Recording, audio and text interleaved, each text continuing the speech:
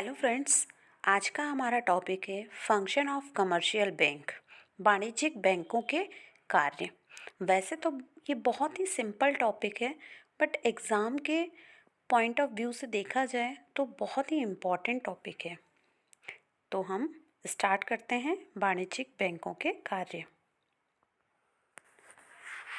हम इसे one by one देखेंगे। सबसे फर्स्ट है रिसीविंग डिपॉजिट्स, जमाएं अथवा निक्षेप प्राप्त करना। सेकंड, एडवांसिंग लोन्स, ऋण अथवा उधार देना। Third, agency for representation functions, agency अथवा प्रतिनिधित्व संबंधी कार्य करना। फोर्थ, क्रिएशन ऑफ क्रेडिट, साख का सृजन करना। Fifth, financing of internal and external trade, आंतरिक एवं विदेशी व्यापार का अर्थ प्रबंधन। एंड लास्ट, अदर फंक्शंस, अन्य कार्य।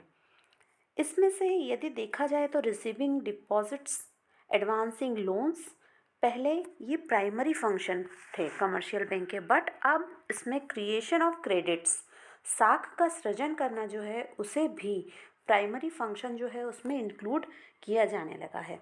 तो अब हम सबसे पहले देखेंगे रिसीविंग डिपॉजिट्स, जमाएं अथवा निक्षेप प्राप्त करना। रिसीविंग डिपॉजिट्स प्रेजेंट में बैंक का सबसे इम्पॉर्टेंट वर्क होता है कि जो जनता है उससे रकम डिपॉजिट करवाना या जमा करवाना। बैंक देखा जाए तो सभी वर्गों से या सभी वर्ग के लोगों से रकम जमा करवाती हैं और इसके लिए वे विभिन्न प्रकार की योजनाएं भी बनाती हैं। ये योजनाएं इसलिए बनाई जाती हैं जिससे वह जनता को डिपॉजिट के लिए, रकम जमा करने के लिए मोटिवेट कर सके या प्रोत्साहन कर सके।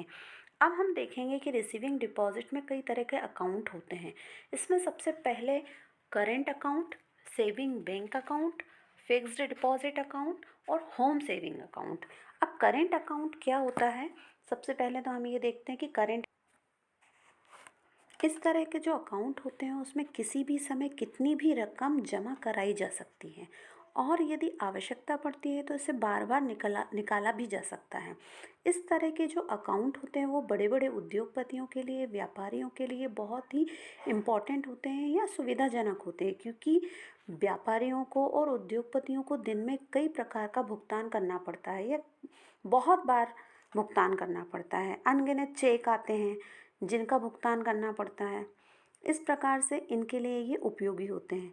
परंतु ये जो अकाउंट होते हैं इसमें किसी भी प्रकार का कोई ब्याज नहीं दिया जाता है, किसी प्रकार का कोई इंटरेस्ट जो है वो उद्योगपति या व्यापारी को नहीं दिया जाता है। सेकंड है saving bank account. Saving bank account जो होता है वो सामान्य आय वाले जो व्यक्ति होते हैं उनके लिए बहुत महत्वपूर्ण होता है। इस तरह के जो अकाउंट होते हैं इसमें स्मॉल अमाउंट्स, छोटी छोटी रकमें जो होती हैं वो जमा की जा सकती है। ये जो रकम होती है वो कितनी बार भी जमा तो कर सकते हैं, पर निकालने की जो सुविधा होती है वो उसकी एक लिमिट होती है और उस लिमिट के बाद कुछ ट्रांजैक्शन चार्ज जो होता है वो लगने लगता है। तो इस तरह से इस प्रकार के जो सेविंग बैंक अकाउंट होते हैं वो सामान्य आय वाले और मध्यम वर्गीय परिवार के लिए अत्यंत उपयोगी होते हैं। इसके बाद थर्ड है फिक्स डिपॉजिट अमाउंट। इस तरह के जो अकाउंट होते हैं वो 46 डेज से लेकर 3 ईयर्स या इससे ज़्यादा के भी हो सकते हैं। इसमें एक पर्टिकुलर टाइम पीरियड के लिए कुछ रकम जमा की जाती है और उसके लिए डिपॉजिट रिसिप्ट दी जाती है और समय आने पर व्यक्ति अपनी यह रकम ब्याज सहित निकाल भी लेता है। फिर फोर्थ है होम सेविंग अकाउंट। ये जो है वो ग्राहकों के लिए एक लोहे की गुल्लक या तिजोरी जैसी होती है जिसमें समय समय पर ग्राहक अपने रकम जमा करता है, फिर समय आने पर वह गुल्लक को बैंक से निकलवा लेता है या रकम जो होती है जिस गुल्लक में जमा की है उसमें से निकलवा लेता है। तो इस तरह से इस पर भी कुछ मिनिमम ब्याज जो है वो दिया जाता है। इस तरह से ये रिसीविंग डिपॉजिट्स हैं। इसके बाद हम सेकंड देखेंगे एडवांसिंग लोन्स। बैंक जितनी भी रकम डिपॉजिट के रूप में प्राप्त करती है उसका अधिकांश भाग जो होता है वो लोन के रूप में दे देती है। वो अधिक से अधिक लोन देती है जिससे वह जो डिपॉजिट की गई राशि है उसका ब्याज भी दे सके और बैंक के जितने भी खर्चे हैं वो भी निकाल सके। जब बैंक ऋण देती है या लोन देती है तो उस समय वो दो चीज़ों का विशेषकर ध्यान रखती है, liquidity and income.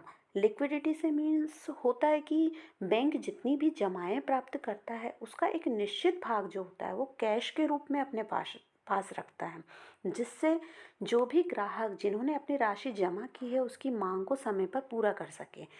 And second, income.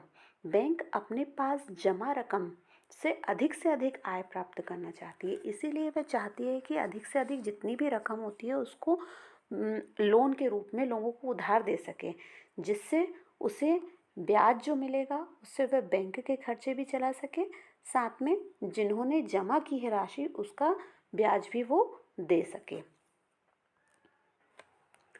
Types of loans. Cash credit.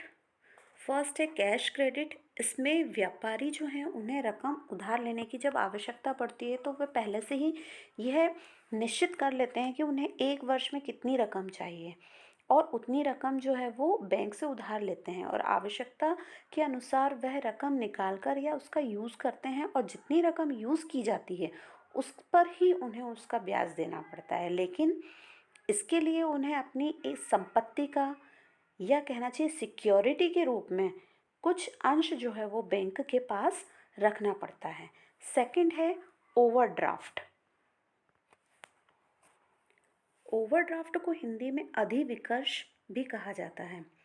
ये जो अकाउंट होता है, इस तरह के जो लोन होते हैं जिनके करेंट अकाउंट होते हैं, ऐसे व्यक्ति जिन्होंने जितनी रकम जमा की है उससे अधिक रकम प्राप्त करने के लिए वह बैंक से एक समझौता करते हैं और बैंक उनको एक निश्चित रकम निकालने की अनुमति दे देती है। इसे ही ओवरड्राफ्ट कहा जाता है। ग्राहक के लिए यह आवश्यक नहीं है कि उसने जितनी रकम के लिए ओवरड्राफ्ट या समझौता किया उतनी ही रकम जो एक बार में निकाल ले। वह आवश्यकता के अनुसार समय समय पर अपनी इस रकम को निकाल सकता है और जितनी रकम उसने निकाली है उस पर ही उसे उसका ब्याज जो है वो देना पड़ता है। थर्ड है एडवांसेस या अग्रिम। हिंदी में इसे अग्रिम कहा जाता है। इसमें जो ग्राहक होता है वो बैंक से समय समय पर इकट्ठी रकम जो है ये एडवांस जो है वो ले लेता है। मीन्स कि इसमें इंस्टॉलमेंट नहीं होती है, किश्तों में रकम नहीं दी जाती है, बल्कि इकट्ठी ही रकम जो है वो दे दी जाती है। जैसे मान लीजिए किसी ग्राहक को 50,000 की आवश्यकता है तो उसे इकट्ठा 50,000 जो है वो बैंक दे देगी, चाहे वह उसमें से कितनी भी रकम निकाले, 10,000 निकाले, लेकिन उसी समय से जो ब्याज है वो पूरे 50,000 पर लगना जो है वो शुरू हो जाता है। तो इस तरह से ये होता है एडवांसेस। फोर्थ है व्यापारिक बिलों की कटौती, डिस्काउंटिंग ऑफ ट्रेड बिल्स। तो इसमें बैंक अपनी जितनी भी करेंट कैपिटल होती है उसका एक पार्ट ट्रेड बिल्स जो है उसके लिए इन्वेस्ट करती है। ट्रेड बिल्स की एक सबसे महत्वपूर्ण विशेषता ये भी होती है कि एक तो ये शॉर्ट टर्म होते हैं जिसमें बैंक को लंबी अवधि के लिए अपनी रकम जो है वो फंसाने की आवश्यकता नहीं पड़ती है। ये केवल व्यावसायिक लेन देन के लिए ही दिए जाते हैं। कई देश ऐसे हैं जिसमें इस प्रकार की संस्थाएं भी होती हैं जिसे डिस्काउंट हाउस कहा जाता है, जो व्यावसायिक बिलों या ट्रेड बिल से रिलेटेड विशेष जानकारी रखते हैं और समय समय पर यहाँ से लोन प्रोवाइड करते हैं। Thank you.